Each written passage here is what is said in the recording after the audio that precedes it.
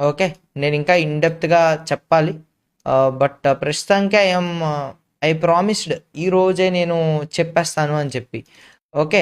అందుకనన్నా I'm announcing it today. మనమైతే first tournament ఇది Telugu community championship అనైతే పెట్టుకున్నాం. దీంట్లో సీజన్స్ ఉంటాయి. ఎవ్రీ మంత్ ఒక సీజన్ అయితే జరుగుద్ది. ఓకే. Every month. అండ్ మీకు ఎలా ఉంటాయి అంటే 288 టీమ్స్ అయితే ఎంట్రీ అయితే తీసుకోవచ్చు. ఓకేనా. ఈ టోర్నమెంట్లో అరౌండ్ 288 టీమ్స్ అయితే రిజిస్టర్ అయితే అవ్వచ్చు. యాక్చువల్లీ వాటిని 24 గ్రూప్స్ కింద డివైడ్ చేస్తాము. అండ్ మీరు ఫస్ట్ మ్యాచ్ మీరు ఏదైతే ఆడతారో దాంట్లో టాప్ 6 టీమ్స్లో మీ టీం ఉంటే కనుక you will qualify to second stage. ఓకేనా. సో 144 టీమ్స్ మిగులుతాయి. ఆ 144 టీమ్స్ రౌండ్ 2 అయితే ఆడతాయి అనమాట.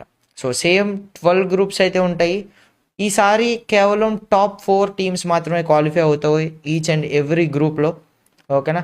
So 12 force 48 teams quarter finals అయితే జరుగుతుంది. ఓకేనా. ఇది టోర్నమెంట్ ఫార్మాట్.